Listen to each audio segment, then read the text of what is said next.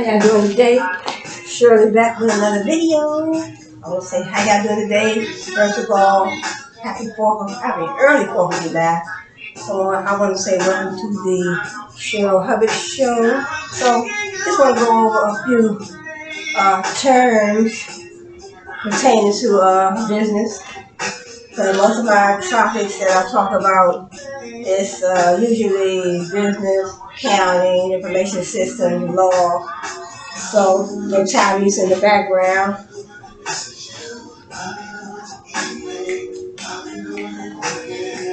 Alright, so my name is Cheryllee from the Everything Cherylle brand. I want to say welcome. Glad to see you, glad to be here, glad to join you. So I just want to talk about a few things. I think first of all, I want to start out with let me see what I want to start out with first. Yeah, so most of my discussions on my channel, and usually business, accounting, information systems, law, and sometimes I talk about my book, books that I'm working on. So I do have 6 books in the Google Play Store, the ebooks. So I talk about them, how I publish them, how I started writing them, and I may talk about the different products under my Everything Cherylle brand, So, I talk about some things that I have under the Everything Cherylle brand, and so first I want to start out just talking about business, running a business, operating a business. I'm talking about, I think in my previous video, marketing, advertising, promoting your business, what marketing channels are you going to use, how you're going to build your brand, so how you're going to build customer value, competitive advantage. Then I talked about total quality management. I talked about continuous improvement. And I talked about culture, building a strong culture within the organization. So let's start out with marketing, advertising, and promoting. So when you do that, marketing, advertising, and promoting, how are you going to market? How are you going to get your products out to your customers? What marketing channels are you going to use? So every time you talk about your product, every time you wear your product, or your brand, that is part of marketing. That's part of marketing, that's advertising, and that's promoting all at the same time. So marketing, advertising, and promoting, using the proper marketing channels like email marketing, social media marketing, text message marketing, whatever marketing channel you're going to use to get your products and your services out to your customer.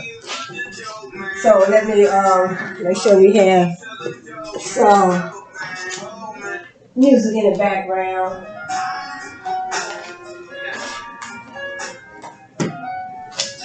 So let's have some good music in the background. Okay, so building a brand, building a strong brand, building a strong quality product. So you have to know the things that you need to do within your company, to build that strong brand. So you want to build a strong quality product that the customer wants. And the customer needs. So, and also, how do you create customer value? At times, you may want to lower your prices. You might want to lower your prices, so that way the customer can feel that you have their needs and their wants. You put their needs and their wants first. Lower your prices, having your products and services at a convenient location, so the customer has to have a way to purchase a product.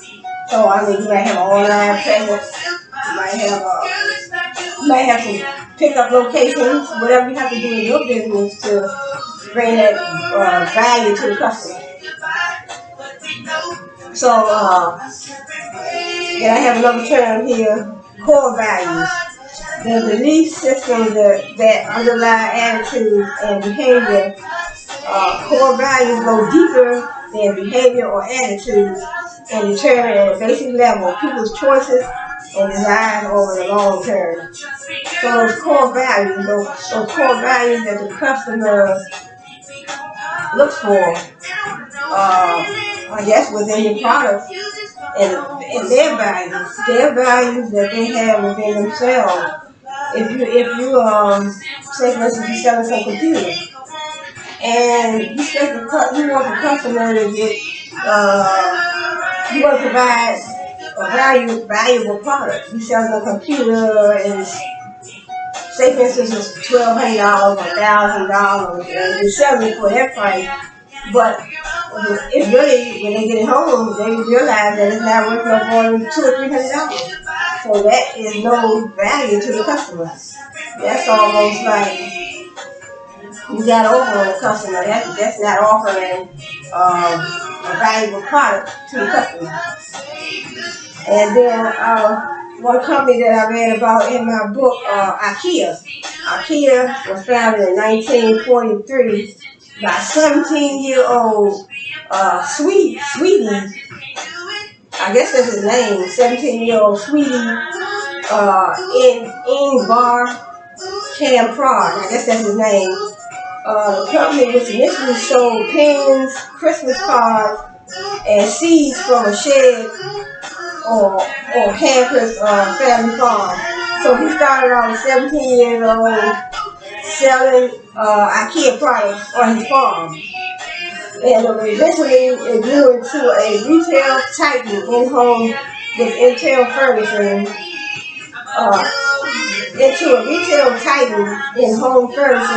and a global cultural phenomenon.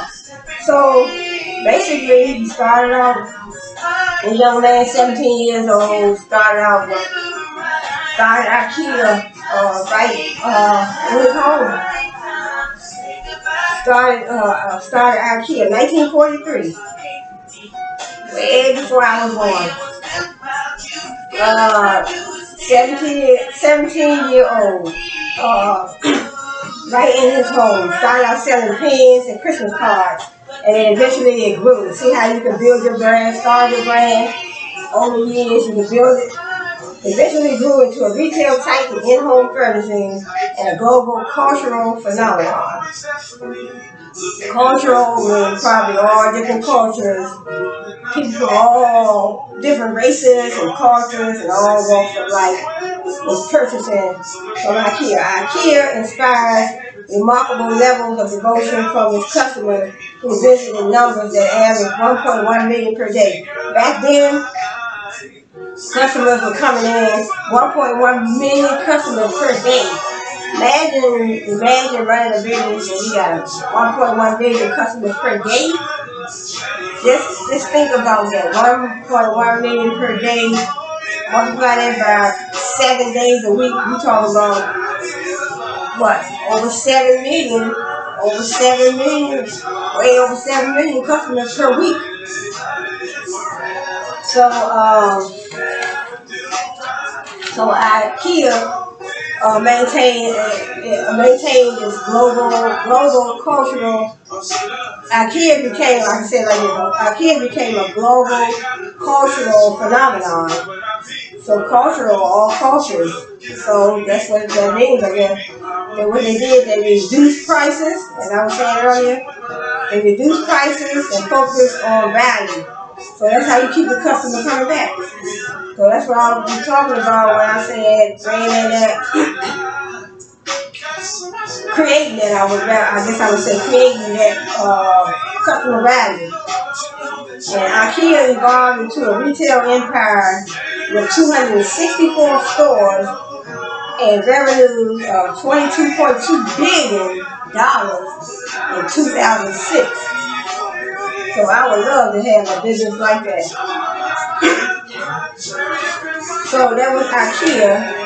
So I want to talk a little bit about a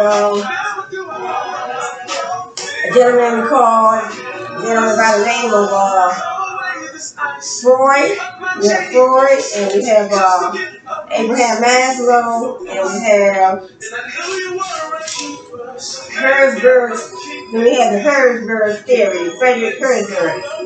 Okay, Freud, he believes in psychological. He believes, Freud usually talk about, well, I read about Freud, he dealt with the id, ego, and the super ego. So he felt that everything, when it comes to purchasing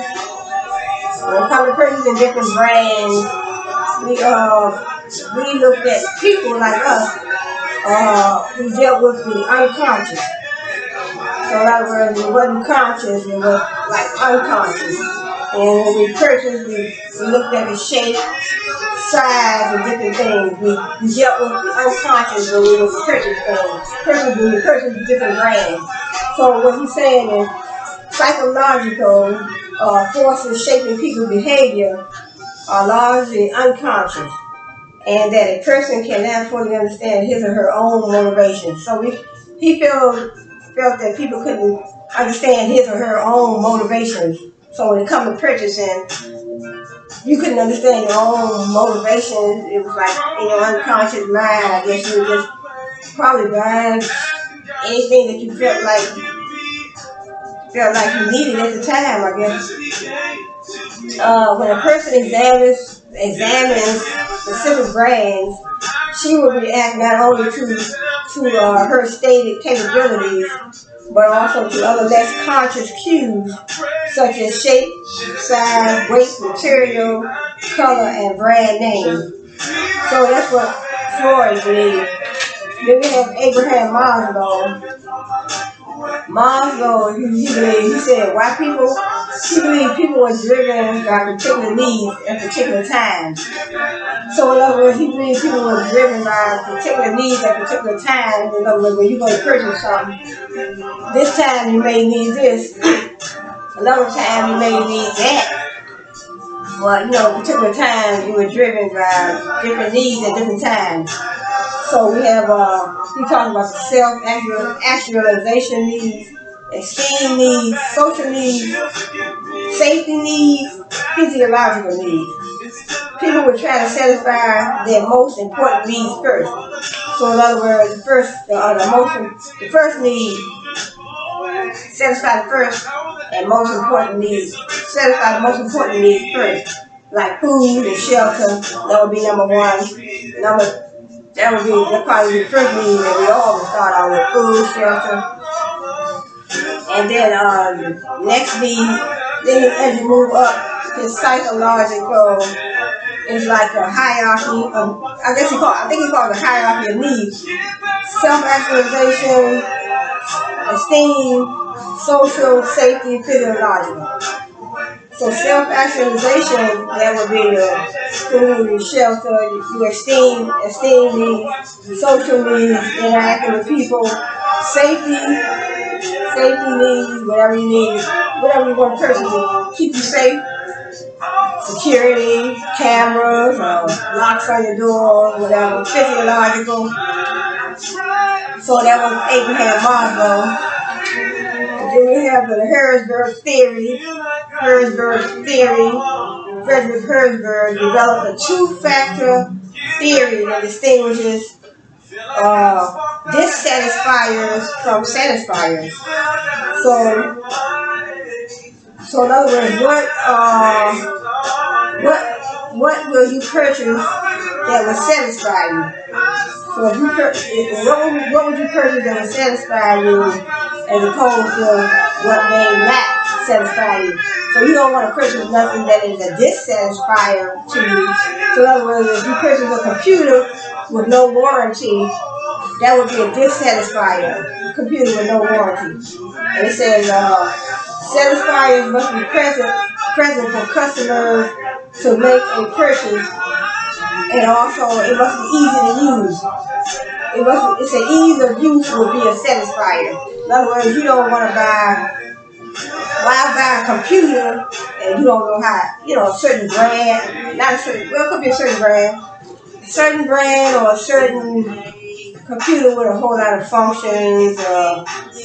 You might not be that technology, you might not be as savvy when it comes to technology. So if it's not easy to use, why spend your money on it? So that's what he's saying. So that's what, according to the theory, Herzberg theory, motivators are purchased in a market and then supply them. So what are the motivators? What motivates you to purchase that particular product? So in other words, like I said, a computer. If you have a warranty, or you about to purchase a computer with a warranty, then that may be what you're looking for. You're looking for a computer with a warranty. Whatever product you purchase, you may be looking for that warranty. Just like if you buy a car, and you're about, say for instance, you're about to purchase a car and it doesn't have any type of warranty, but they want you to put a certain down payment on this particular vehicle. You might say, to me, that's a dissatisfier. I want to go somewhere to a car dealership where I can receive a warranty for my purchase. I don't want to purchase a car and in 30 days something go down and I won't be able to have no recourse to bring this car back. So that's according to the Herzberg theory.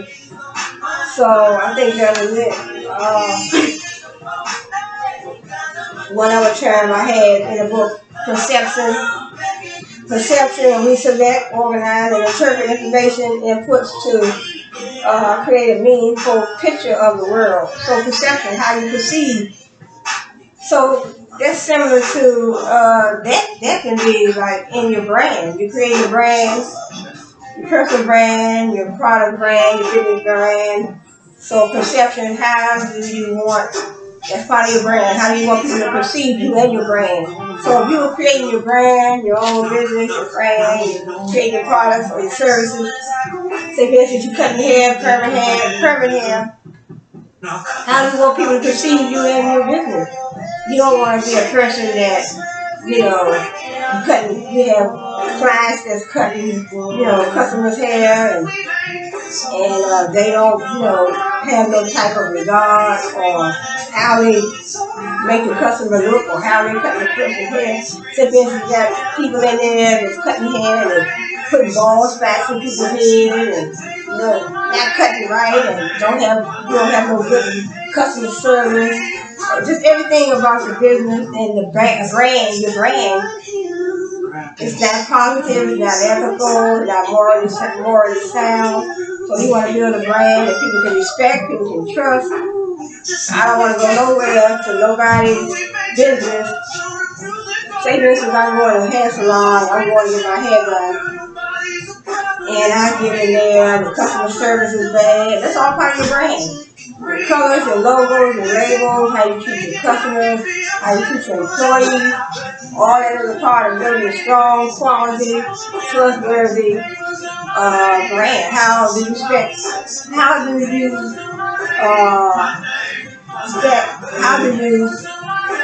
well, I guess I would say how do you think? How do you think your customers are going to become loyal to you? You have to provide the customer value. Customers need value. Customers want value. Customers want that value when they're spending their money. So creating your customer value is very important because you want your customers, that's how you obtain loyal customers that are going to keep coming back. I wouldn't want to go back to nobody's business when the customer service is terrible and treat me like some crap. When you buy the product does not stand up to the brand name, to the company name. Nobody wants to spend money like that. So building quality product, trustworthy product, building a strong brand, hiring the right employees. And then you can't beat your employees down and make them work under improper, working conditions, hostile environment, and expect them to be able to perform when the customers arrive. If the employees are not treated fairly, paid low wages, working under a hostile environment, by the time the customers come in, their attitudes are going to trickle down on the customer. gonna trickle down right on the customer, and they're gonna treat the customer bad, and then that's gonna make you lose customers. That is not creating value. That is not creating value in your business. That is not creating value for your customer. So that is that. So let me see. Then I have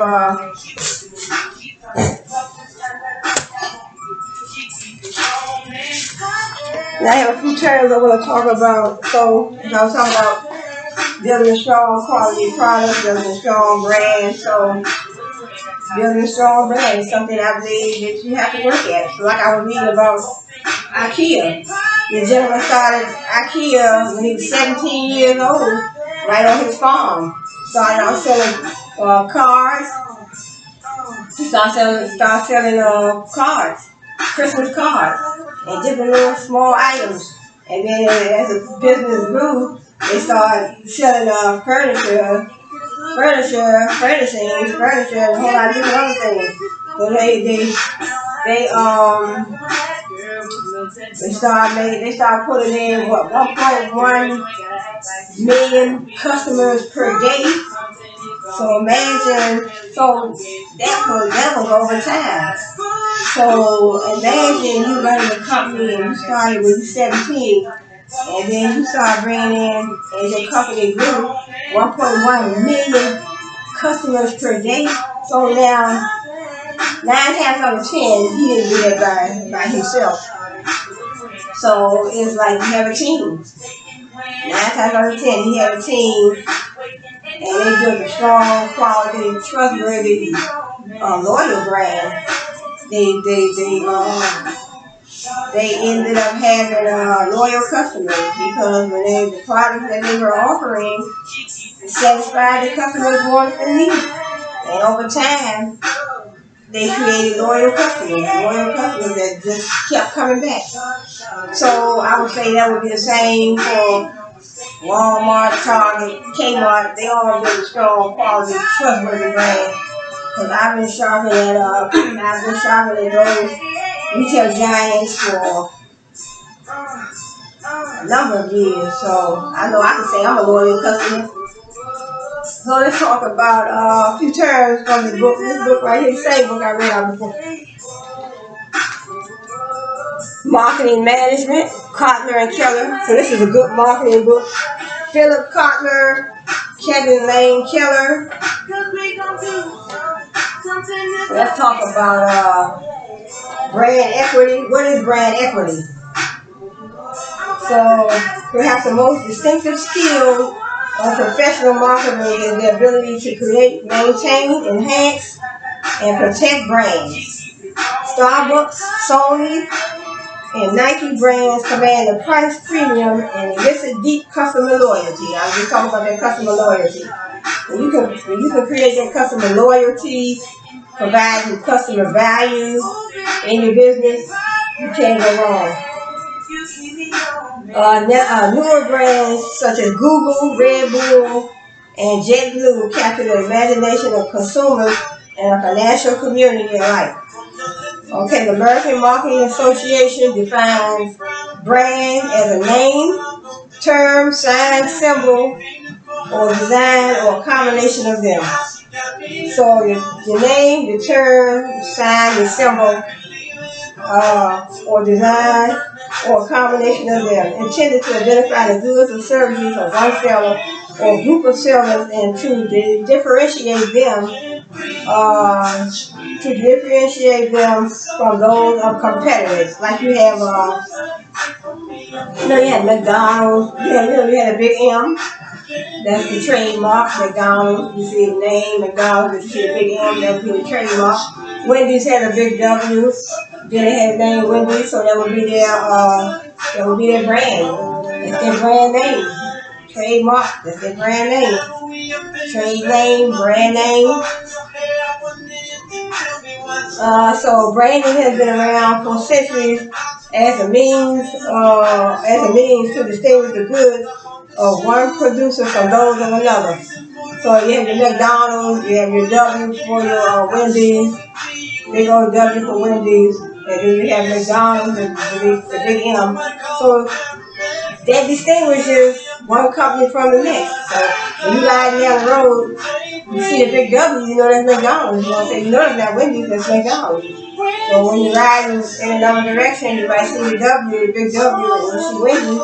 That distinguishes their brand, the McDonald's brand, from the Wendy's brand,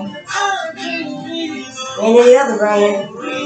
So the role of brands. The role of brands. Brands identify the source or maker of a product and allow consumers, either individuals or organizations, to assign responsibility for its performance to a particular manufacturer or distributor. Consumers may evaluate the identical product differently depending on how it is branded. They learn about brands through past experiences with the product and its marketing program, finding out which brands satisfy their needs and which do not. As consumers' lives become more complicated, rushed, and time-starved, the ability of a brand to simplify decision making and reduce risk is invaluable. So you might choose a different brand when you, like they say, when you're rushing, you gotta go to work. You have to go to work and you have to rush early in the morning. You might have to take the kids to daycare or school or whatever. You might want breakfast. You might want an early breakfast before you go to work. You might not have time to cook. So you might have time to just say, I want to rush the kids to the daycare, and I want to run to McDonald's. I want to go to McDonald's. I want to get a breakfast over there, or I want to go to Wendy's and get my breakfast over there. So these companies are making it convenient. What they've been doing, they make it convenient for you, for the customers. So they try to give us what we want and need. They offer breakfast at a certain time, like McDonald's. I think their breakfast start at, I don't know if they start at 8, but I think they finish breakfast like 10:30 or something like that. So breakfast may be from 8 to 8:30 to 10:30. So they make it convenient where you can dip in and dip out and get your breakfast, go on to work. And since you might not have time to cook your breakfast at home, you might have to, take your husband to work, take your wife to work, take your kids to school, dip in McDonald's, get your breakfast, and then go on to work yourself. So they're making it convenient for the customer. So that's all. That is all attributed to creating customer value. So it says that the role of brands. They learn about brands through most experiences with the product and its marketing program. Finding out which brands satisfy their needs and which do not. As consumers' lives become more complicated, rush and time starved, the ability of a brand to simplify decision making and reduce risk is invaluable. Brands also perform valuable functions for firms. First, they simplify product handling or tracing. Brands help to organize inventory and accounting records. A brand also offers the firm legal protection for unique features and aspects of the product. The brand name can be protected through registered trademarks. The brand name can be protected. The brand name can be protected through registered trademarks. Manufacturing processes can be protected through patents, and packaging can be protected through copyrights and proprietary designs. These intellectual property rights ensure that the firm can safely invest in the brand and reap the benefits of a valuable asset. But right, they don't want nobody else to be able to. Nobody else will be able to use the McDonald's logo and try to market and benefit off of their logo and their brand. So, and Wendy's and Kmart and Target, they don't want nobody else, reaping the benefits off of their brand, their logo, their label, their brand, their company. So it's the same as me and you. If you are creating a brand, so I'm working on my brand. Everything Cheryllee brand, but I just didn't start it. So I have that, and I also have some items that I'll be marketing. This is just a regular tablet. Regular tablet. So it's everything Cheryllee brand. But when I market these, I might not have my pictures on them. I might take the pictures off. But there's some other things that I do have some sweat tops and t-shirts with everything Cheryllee brand on. So I'm just we also have my children's book writing business. So that's all those are under everything Cheryllee brand. So my books are in the Google Play Store under ebooks. So check them out. Ebooks by Cherylle Hubbard in the Google Play Store. My name is spelled with a C, not an S. So let's see what other channel we have. Let me see if I can get some better music than this. Let me see if I can find. Let me see what else I can find.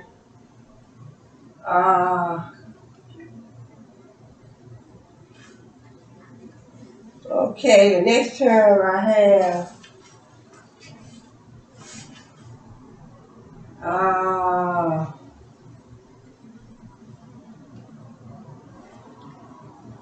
Video chatting, remote learning, and gaming all at the same time. Home is where your life happens. Okay, the next term I have scope of branding. Plus, when you upgrade to our fastest speeds, get your next year of Amazon. Scope of branding. How do you brand a product?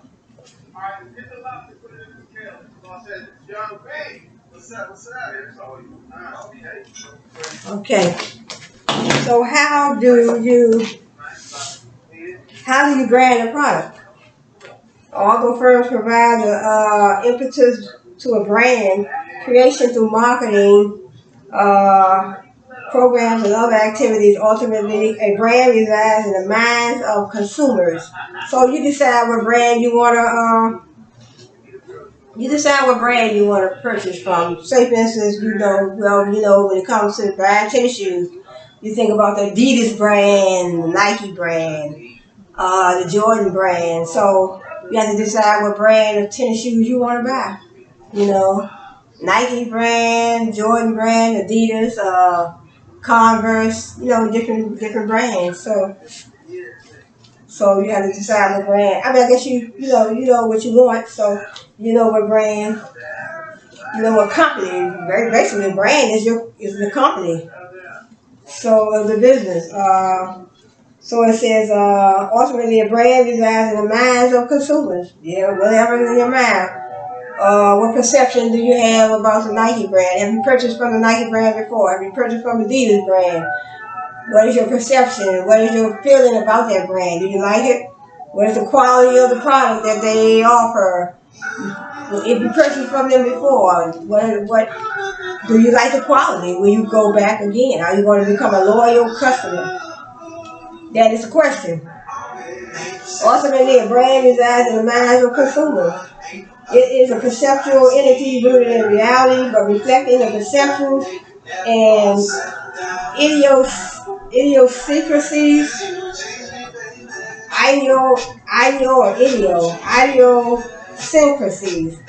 I heard that word before, of consumers.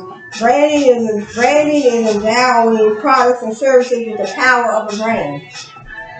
It's all about creating differences between products.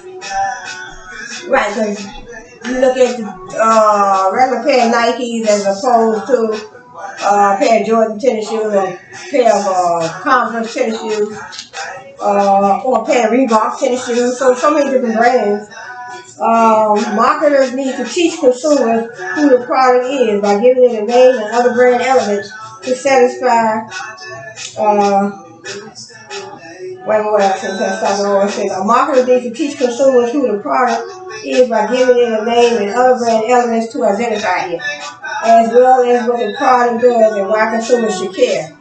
Branding creates mental structures that help consumers organize their knowledge about products and services in a way that clarifies their decision making and in the process provides value to the firm.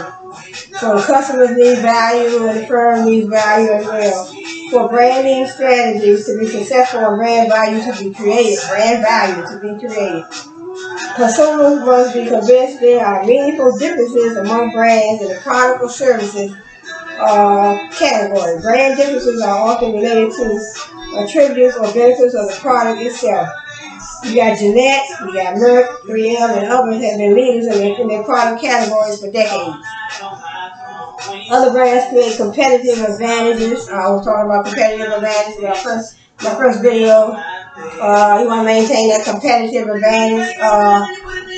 So you want customers to come to you as opposed to going to your competitor. Say for instance, you're marketing the same product.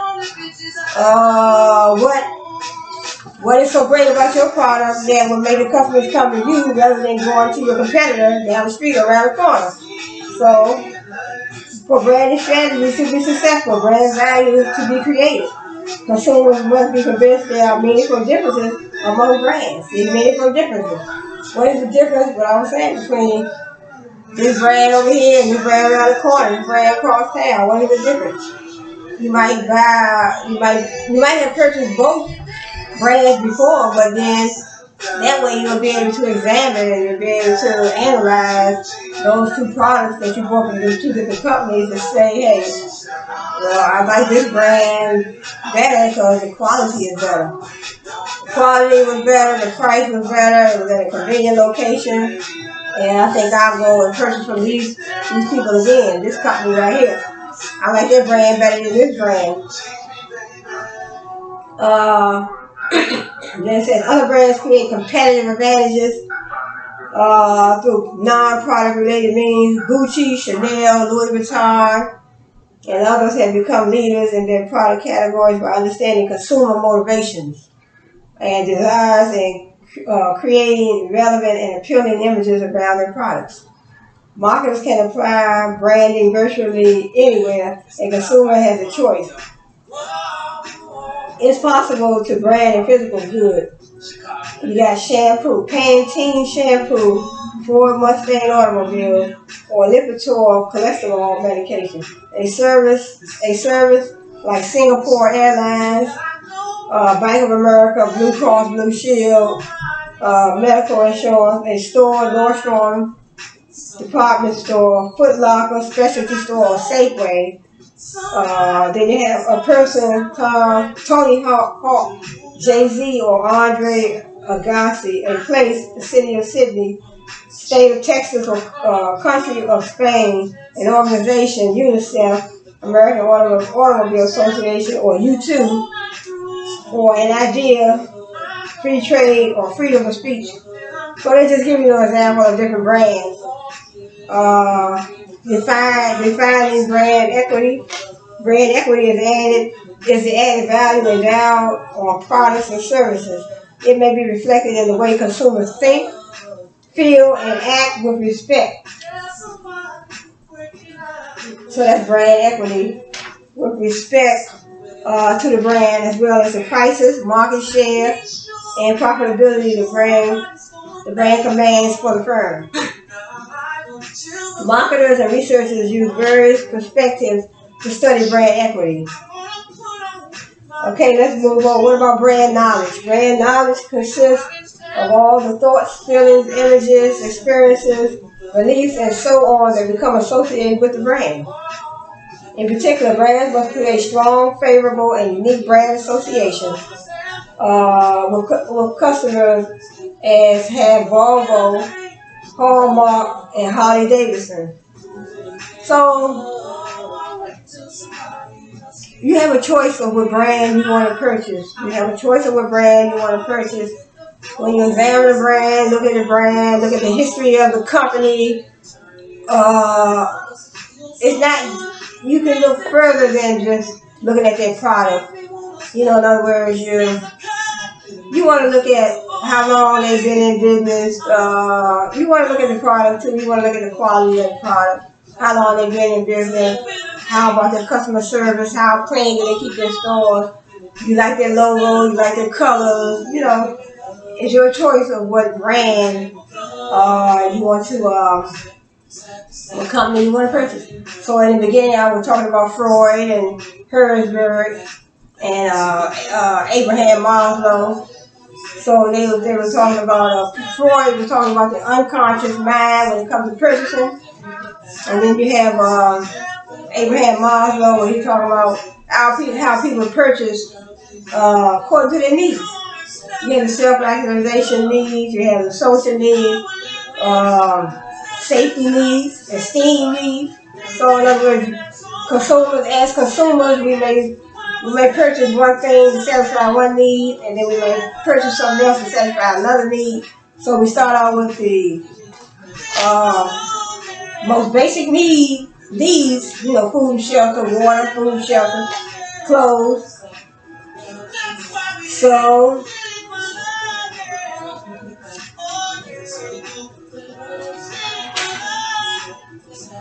we have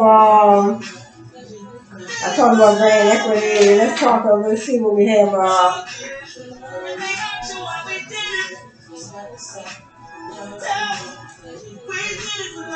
We have building brand equity. Marketers build brand equity by creating the right brand knowledge structures with the right consumers. This process depends on all brand-related contexts, whether marketer initiated or not. From a marketing management perspective, however, there are three main sets of brand equity drivers. The initial choices of the brand and elements of identities making up the brand. Brand names, URLs, logos, symbols, and I was talking about characters. Spokespeople, slogans, jingles, packages, and signage. By creating a line of non-toxic household cleaning products with bright colors and sleek design, totally unique to the category. Method racked up 32 million in sales in 2005. So they just talk about this company. So they talk about building your brand equity. So it has a lot to do with your characters, your symbols, your slogans. All that is part of your brand. Your characters, your symbols, your slogans, your logos. Like I was saying, how you treat your customers, your colors, all that. The brand, basically, to me, in my opinion, branding, the brand is everything about your company, everything. So they had two of those over there. I'm not gonna read all that. And let me see. Trying to just pick out some important terms. Choosing brand elements. Choosing brand elements are those trademarkable devices that identify and differentiate the brand. Most strong brands employ multiple brand elements. Nike has the distinctive swoosh logo, the empowering "Just Do It" slogan. I have some shirts that say "Just Do It." Just Do It slogan and a Nike name based on the wind's goddess of victory. Marketers should choose brand elements to build as much brand equity as possible.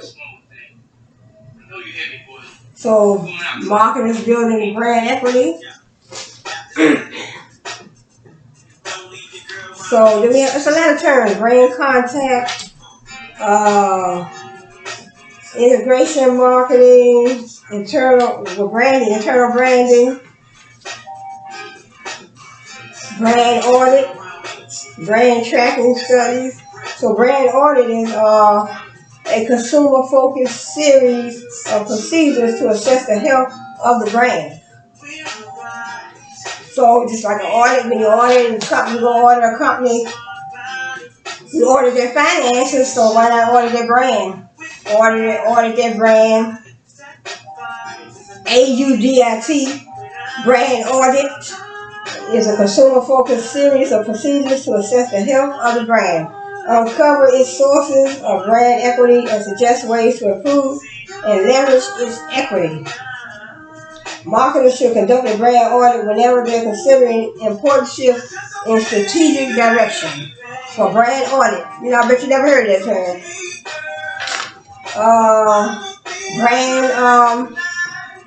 Then we have brand reinforcement. Brand reinforcement. As a company's major enduring asset, a brand needs to be carefully managed so that its value does not depreciate. Depreciate, they wanted to appreciate, not depreciate. Depreciate means go down in value. Appreciate, come up in value.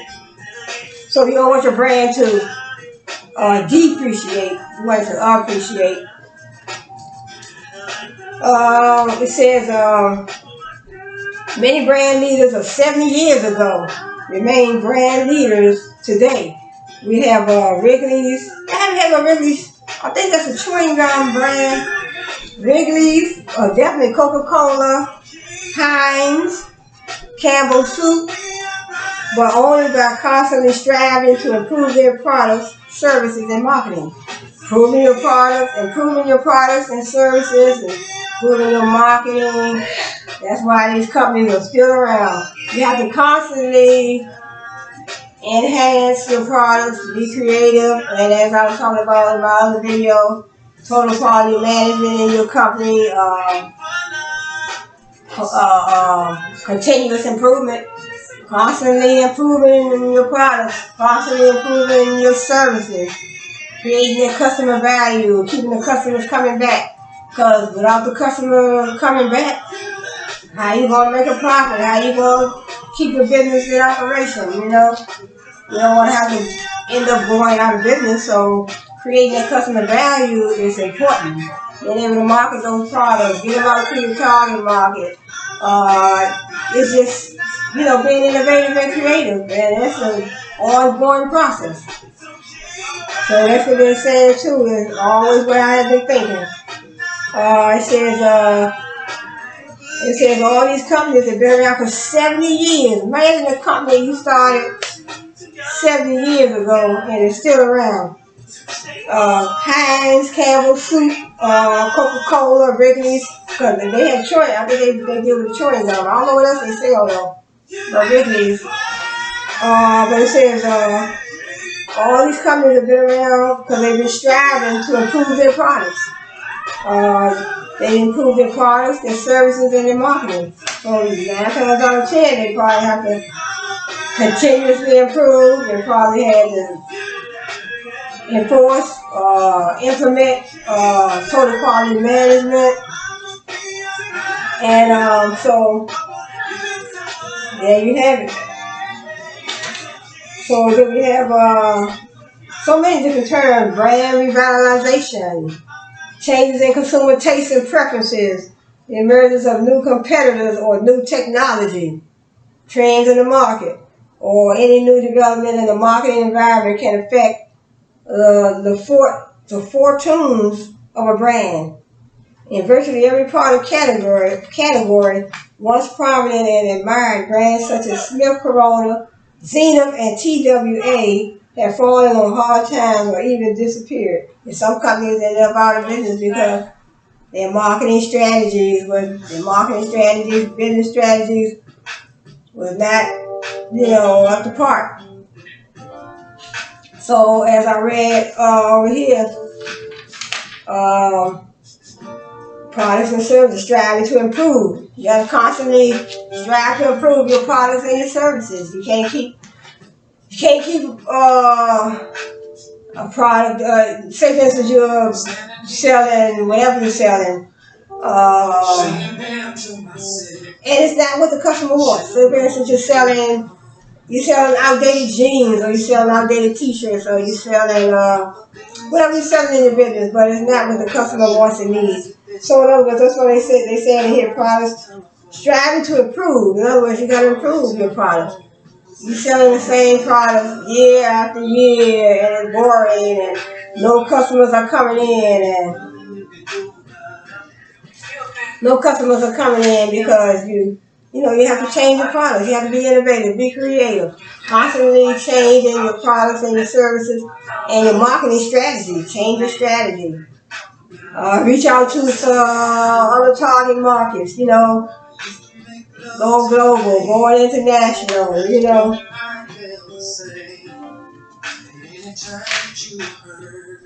We have branding strategy, so I'm just talking about that. Devising a branding strategy. We have a marketing strategy, business strategy, branding strategy, customer value strategy. There's so many strategies that you can implement and enforce in your business. So, firm branding strategy reflects the number and nature of both common and distinctive brand elements. It applies to the products it sells. Deciding how to brand new products is especially critical. When a firm introduces a new product, it has three main choices. It can develop new brand elements for the new product.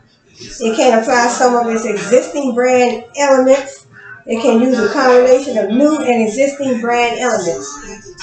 When a firm uses an established brand to introduce a new product, the product is called a brand extension.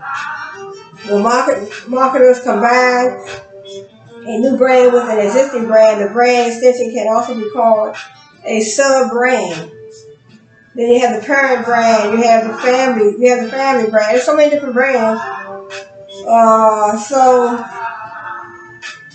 the brand line consists of all products, original as well as line and category extensions sold under a particular brand.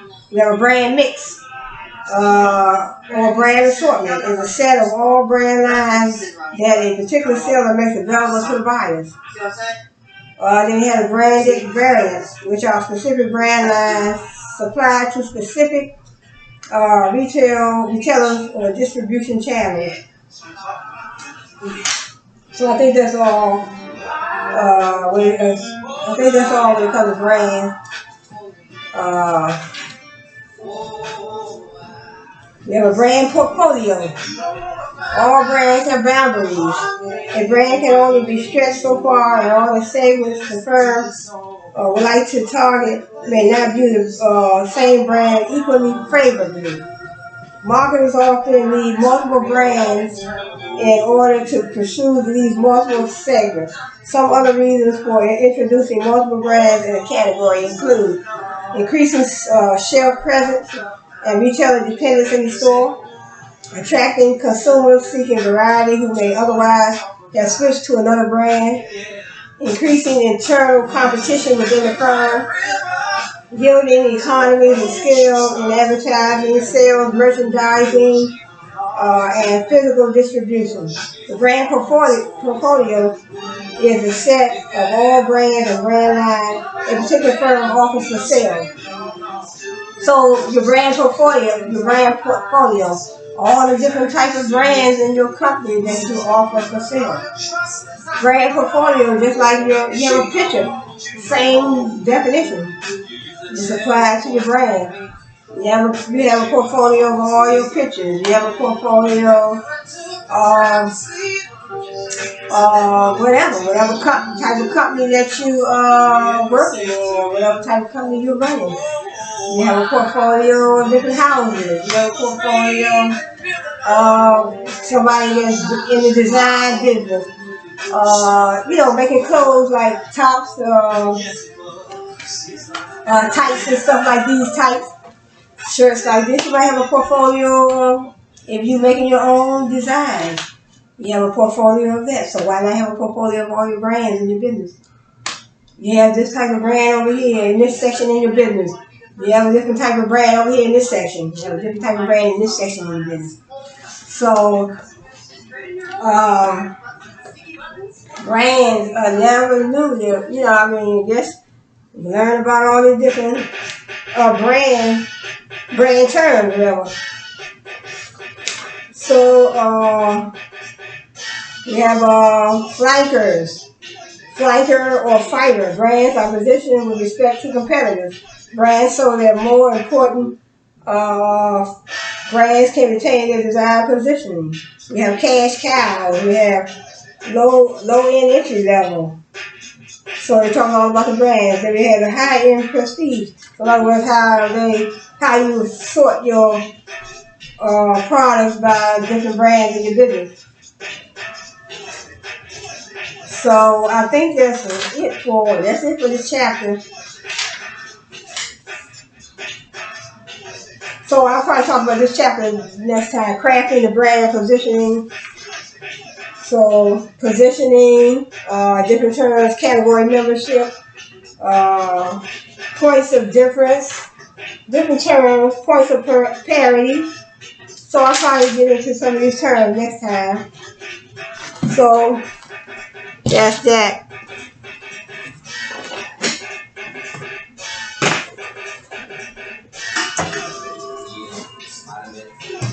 So let's talk a little bit about in other words, those were just some terms that I was talking about.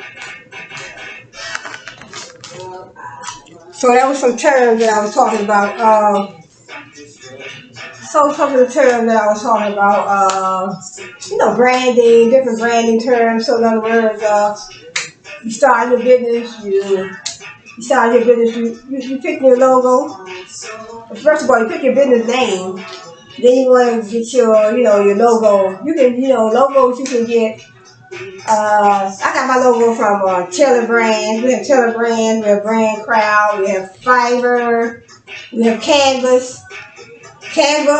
So we have Canva, and so those different places where you can get your, you go online and get your brand, your logo from them, and that's how you start out creating your brand. You have your business name, you get your logo. You might want to get a trade. You might want to get your business name trademark. So you want to get your inventory line together. Your inventory that you're going to have, your website. So it's all about in the beginning doing your research, doing your research and finding out all about the niche. Whatever niche you want to get into, what business are you in? Are you going to jump into? So do your research first. You don't want to just jump into a business without knowing about that niche. The niche is the area, basically, my definition of the niche would be the area of business that you want to get into. In other words, if I want to get into the cosmetic industry, but I want to narrow it down, I want to sell products for hair growth, help you grow your hair. So I narrow it down to, my niche would be hair growth. So I do create a hair growth product for men, women, and children, and I do a body butter. So those items I'll just be making those on demand. When somebody wants something, I'll be creating those because I don't have a website yet. So, but I'm working on all that. So I'm working on creating a nice website where I can put all my products on. So I'm in the process of building everything Cheryllee brand. So it takes time sometimes to build your brand, build your customer base, creating customer value. That way you can keep the customers coming back, creating a competitive advantage. So you want to create a product. So I was told where I really know, I believe that it's true, but I was told that you should know your product like the back of your hand. So in other words, know your product like the back of your hand. When customers ask you questions about your product, you want to know, so they want to know, when you create your product, when you're making shampoo or different products like conditioner, shampoo, like me, hair growth products, you do want to put your ingredients. That's the law, that you have to put your ingredients online. And you have to put your ingredients on your labels. So I have all my ingredients on my labels of all my products. So marketing, advertising, promoting, building a strong brand, building a strong customer base, building a loyal customer base, creating customer value, creating your value. You need to create value for yourself and your business as well as customers. So business value, I would say business value. Creating business value, creating customer value, creating customer loyalty, building a strong quality product. So let's talk a little bit about strategies.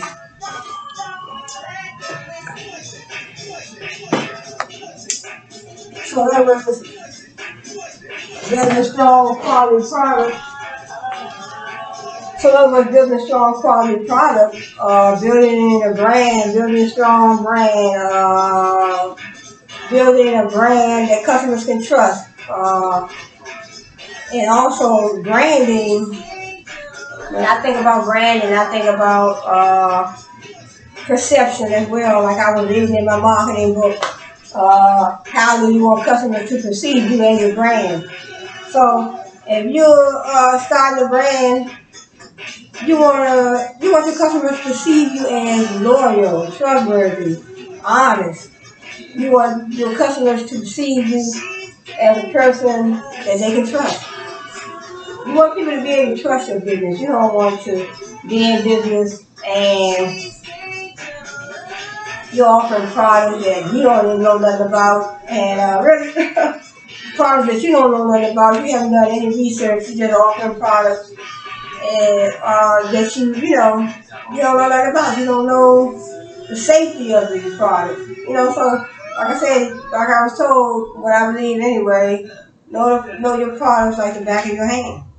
Somebody asks you a question about your product that you're selling in your business and you don't know nothing about it. That's not going to be too favorable to the customer. So you want a strategy for everything. You want a strategy, a business strategy, a marketing strategy, consumer strategy. You want a target market strategy. You want to know how you want to pull those customers in. You want a marketing channel strategy. What channels are you going to use? What channels are you going to use to bring those customers in and keep them coming back? Create loyal customers, trustworthy customers. So crafting the strategy, the task of crafting the strategy entails addressing a series of how to grow the business, how to please customers, like I'm saying, how to please your customers, offer what the customer wants and needs. That way you can bring in that customer value. And that you keep the customer coming back. How to outcompete your rivals. Like I said, outcompete your rivals. Outcompete your rivals. That competitive advantage. You want to outcompete your rivals, so you try to pull those customers to your business. So, for instance, you permanent hair. You permanent hair. Then you have another salon that's a couple blocks over that's permanent hair too. You want to outcompete your rivals. You want to be able to lay that perm. You want to be able to lay that perm, fix that hair, and make them leave out your business like they just stepped out of a magazine. Because you don't want them to go around the corner to the other hair salon and get a perm. When it's time for you to perm, you want to know all the products that you're using. The brand of perm, the brand of grease, or the brand of this or that, or whatever you use on your customer's hair. You want to know that product like the back of your hand. You want to create that customer value. You want to bring them customers into your business because perms, salons all across the country, all across the world, everywhere in every neighborhood. Salons, hair salons, they're permanent hair, they're cutting hair, they're permanent hair, they're corn rolling hair, they're doing extensions. So you have to, in your business, you have to lay that hair down, keep your customers coming back to you, creating that customer value. You don't want the customer to go around the corner to your competitor. And like I said, outcompete. You want to outcompete. It says you want to, you want to outcompete. Let me see where I found that at. It says, how to please customers, how to outcompete the rivals. Yep. You want to outcompete the rivals. And how to respond to changing market conditions. How to manage each functional piece of the business. How to manage each functional piece of the business. How to develop needed competencies and capabilities. How to achieve strategic and financial objectives.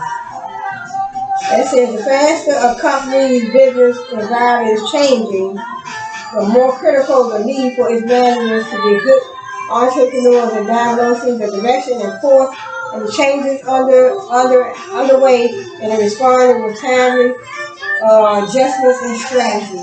So sometimes managers have to adjust their strategy because customers' needs are changing all the time. So you have to be up to date on your customers' needs. in order to keep up with your competitive rivals, your competitors, your rivals. You have to outcompete your rivals at all times. Do your research. Find out what are the trends in the market. What are the new technology trends? What are the trends if you're running a hair salon? What are the trends in doing hair? What are the trends in different devices, equipment that you can use in your business that the next business may not have? So it's a lot of things to think about. You want to outcompete your competitors at all times. And that takes research. Strategy making involves managers at all organizational levels. Managers get things done through people. Managers have to be the one that allot the assignments to each employee. So strategy making, managers have to implement strategies all the time. Strategy for this, a strategy for that. They got corporate strategy consists of initiatives to diversify into different industries. Strategies to diversify, instead of doing things one way, you diversify and you're doing it in different ways. You know, you get strategy for that. You have a business strategy, functional area strategy, operating strategy. So many strategies that you can implement, that you need to implement in your organization to keep up with the competitors. You're going to outcompete your competitors. Implementing and executing strategy. Managing the implementation and execution of strategies is an operations-oriented, make things happen activity aimed at performing core business activities in a strategy supportive manner. Then you want to evaluate once you create a strategy, over time you want to evaluate that strategy to see if that strategy is still working, to see if that strategy is still going to help you bring in the profit, bring in more customers, keep the same customers coming back. So you have to enhance, you have to be creative, innovative at all times. So you have to make sure you as a company, you have to make sure you have a good strategic plan. So it says it's the responsibility of top executives, most especially the CEO, to ensure that a company has a sound and cohesive strategic plan. So if you're a CEO of a company, it's up to you to make sure your company has a strong, adhesive strategic plan. Adhesive means a plan that can stick together, a sound and cohesive strategic plan.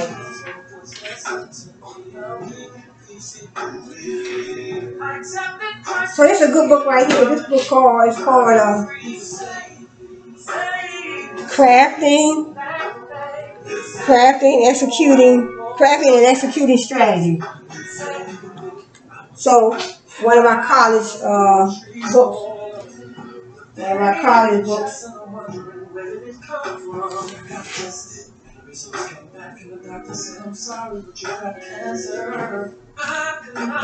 So let's see what other songs. Sometimes they don't be playing, you know. I like good songs, you know. That song's alright, but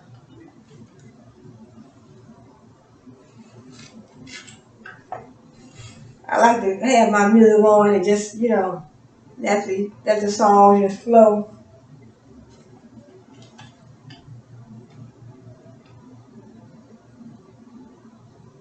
Bare Naked. Soft baked granola clusters are handpicked by our very own Bare Naked granola bear. So I like my songs to flow. I like nice songs. So, Lord Rihanna. So, we're wrapping this video up shortly. So, let's see what else. I think that's the end of it. Okay, so that's just a little bit I want to read out the book. So to sum things up, if I can sum things up, if I can sum up what I talked about, basically, marketing, advertising, and promoting. First, start your business, pick your name. Pick your business name, then create your logo. Do your research, make sure nobody else has that name. Create your logo. Then you think about how you're going to, so you get your business name, you create your logo, then you think about how you check the name, make sure nobody else has that name, then find out how you want. First of all, then find out if you want to go all the way right away. Sometimes you might want to, because you can sell on eBay, Etsy, Amazon. If you don't want to venture out right away and get a business license, because sometimes it takes a lot of hard work from what I've told. So it's different platforms you can sell on just to see if you want to go all out and venture out, get your business license. Because you have to do work, because a lot of fees you got to pay in the beginning. So, your business name, your logo, labels, you might want some business cards, thank you cards. Once you get all that, you got to think about inventory, you think about the money to pay, you have to pay to get your business license. Then you have to pay, you have to get a registered agent, that's $250. $250 every year for a registered agent. I know in DC you have to have a registered agent, and that's $250 every year. Then you have to renew your business every other year. That's another $220 every other year for that. Then you think about inventory, and then if you're thinking about, it depends on. I know, but if you're dealing with food, if you're going in the food industry, restaurant or big business, you want to start off with your licenses. So, but in the beginning, you start off small like me. I'm just small. I'll be selling on Amazon, eBay, and Etsy to start out, but I still wanted to have a name for my business, for my products that I'm selling under my name. I still wanted to have that. So I thought about the LLC, so if you want to get a limited liability business license, LegalZoom does that. So I did have that before, but I decided not to get it. I dissolved that business. So LLC, limited liability company that does give you, they give you legal protection in case someone tries to sue you. So it's good to have the LLC. So, so you got that, and then, like I said, building your customer base, thinking about once you get your business name and your logos, your labels, your inventory, you get all your research, check with your marketing niche, make sure you know more about the niche before you jump in, and then you think about how you want to market, advertise and promote. What marketing channels are you going to use? Social media, email marketing, text message marketing, however you're going to market your business. Definitely social media. Everybody is on social media. But some people are not on social media, so how can you reach another market that may not be on social media? Then you have to find ways, what marketing channels are you going to use to satisfy those people? Everybody don't get on the computer. Everybody's not on the internet. Everyone is not social media savvy or internet, computer savvy. So, so what ways can you, you have the old-fashioned telephone. You have the old-fashioned telephone way, get your list of prospective customers, write their names down. What's wrong with calling people on the phone?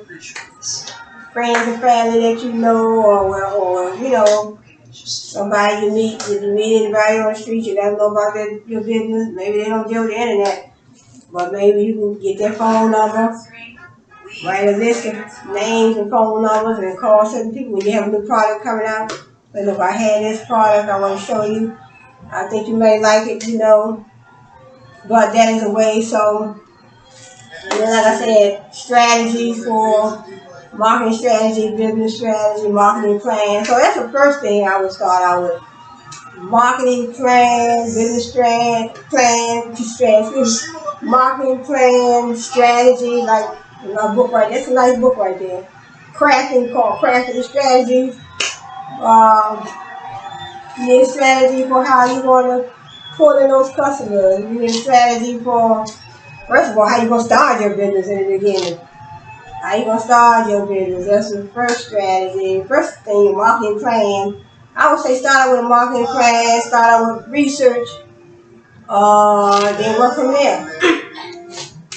What type of product do you want to sell? What type of service do you want to offer? So, Luther and Mariah. So, I mean, so it's just, to me, it's very interesting because I know a lot of us, we don't want to, who wants to, who wants to work for other people's businesses for your whole life?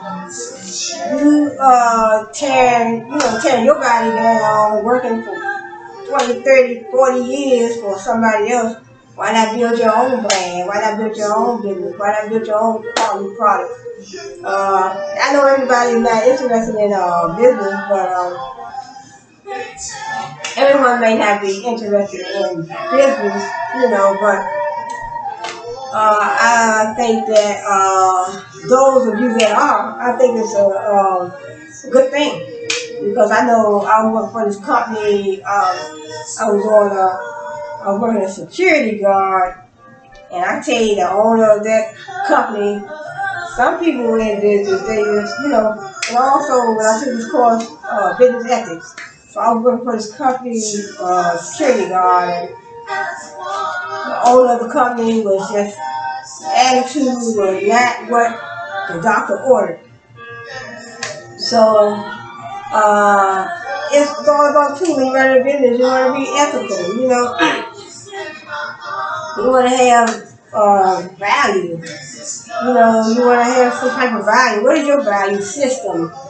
What value do you live by? What morals and ethics do you live by? All that should be portrayed in your business.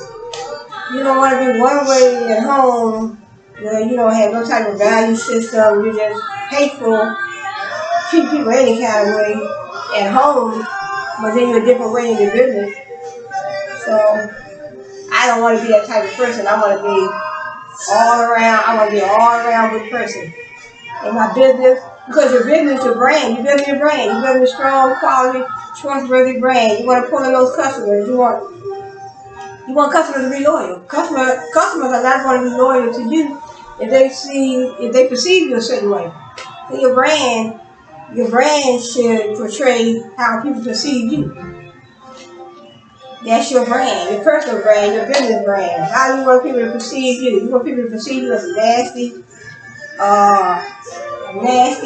ill-mannered person that don't care about nobody, don't care about what type of product they sell, or don't care about customers' wants and needs. So all that's put in branding. Brand equity, all the different terms I was talking about. Branding, your symbols, your logos, your labels, your name, all that part of branding, your colors, how you treat people, your customer service, everything. Everything about your brand. Well, when you step in a Kmart store, you have to ask yourself, when I go to Kmart,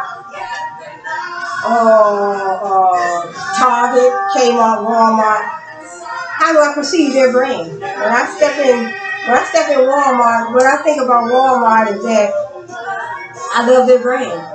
When I step in Walmart, it's just the excitement, just in the doors, just going in Walmart. I'm just so excited. So when they said that they were going to build 8 new Walmart stores in DC, the excitement behind it. See how you can be excited about a brand?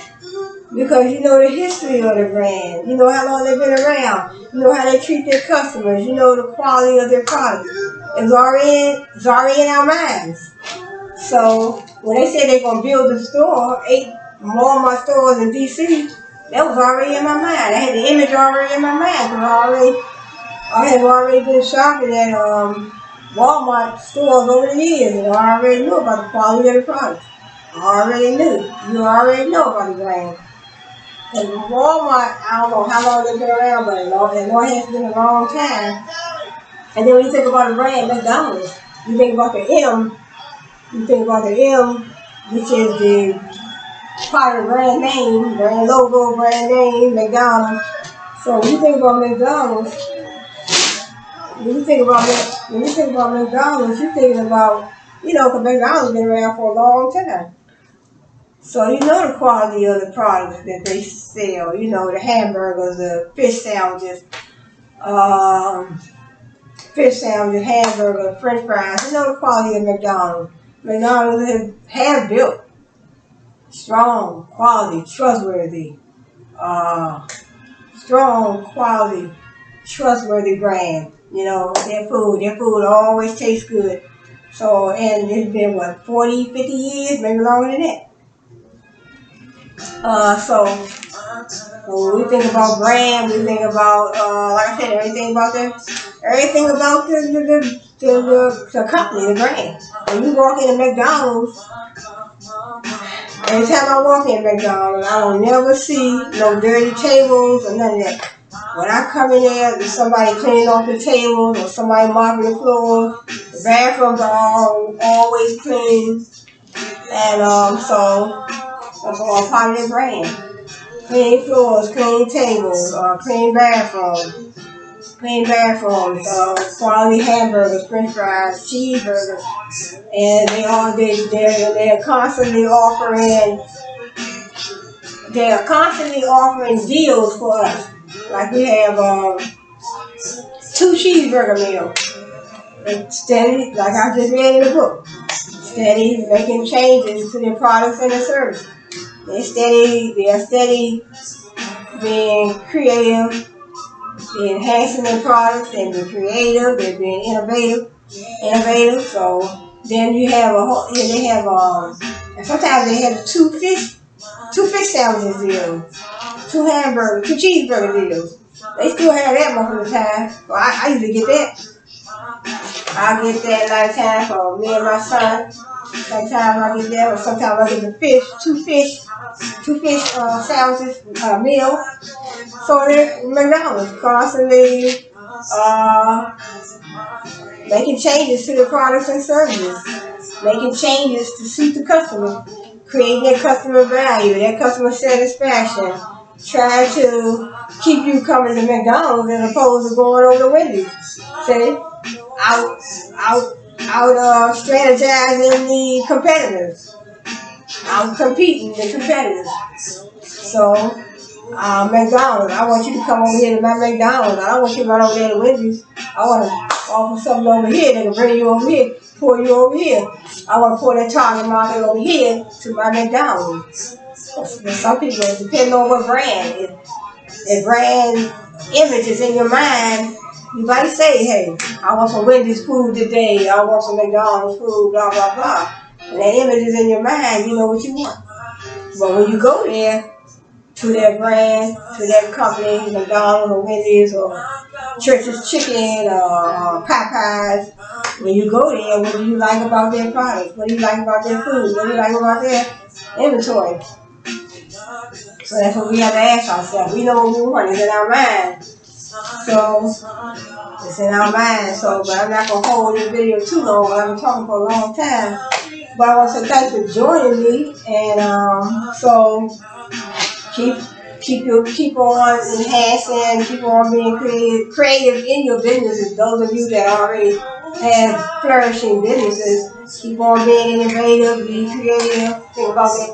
Keep on striving and implementing that customer value, putting those customers in. You want customers to come to your business as opposed to going to another business. You want to outcompete your competitors. You want to offer customer value. What about your strategies? Enhance your strategies, change your strategies, enhance your product line, improve your products and services. So keep all your prospective customers coming. Keep them coming if they come.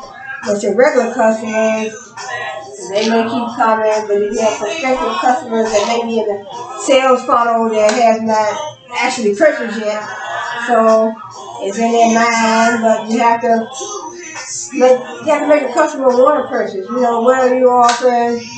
that your competitors are not offering? What are you doing that is unique? So what are you doing that is unique that they are not doing?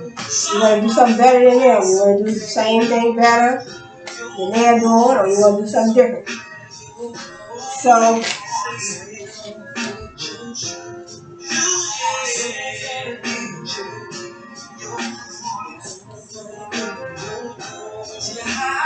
Kelly in the background.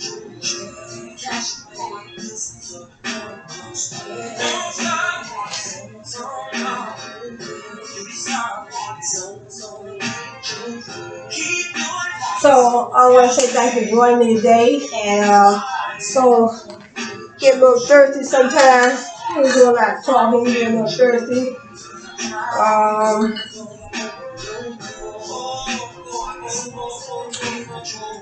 Like some vitamin D milk in here. And I like this because it keeps the cold. It keeps your cold liquids cold and your hot liquids hot. So I want to thank you for joining me today. So I'm just, just basic all around talk, I was just talking from topic to topic, but nothing special that I wanted to talk about. Just wanted to, do a video, just talk about, some little business items, trends in the book. So I want to thank you for joining me today. Hope you will come back to see me on my next video. So I want to say thanks for joining me. And this is the Cherylle. This is the Everything Cheryllee. I am Everything Cheryllee, but this is the Cherylle Hubbard Show. So I might be changing the name, Cherylle Hubbard Show. The Cherylle Hubbard Show. I might change it. I might change it just Everything Cheryllee channel. So I'm see if I can change that Everything Cheryllee channel. But thanks for joining me. Hope to see you back on my next video. And I do have some other videos too. Oh shoot! I have some other videos that I did where I'll do my little workout with Cheryllee. So I'll be doing more of those. And then I also will be putting up some more accounting tutorial videos. So if you want to see some more accounting tutorials, drop a comment below. Comment below, subscribe below. Give me some ideas. Ideas that I can use for my, my videos. Video ideas. And subscribe below, comment below. And so I'll see you on my next video.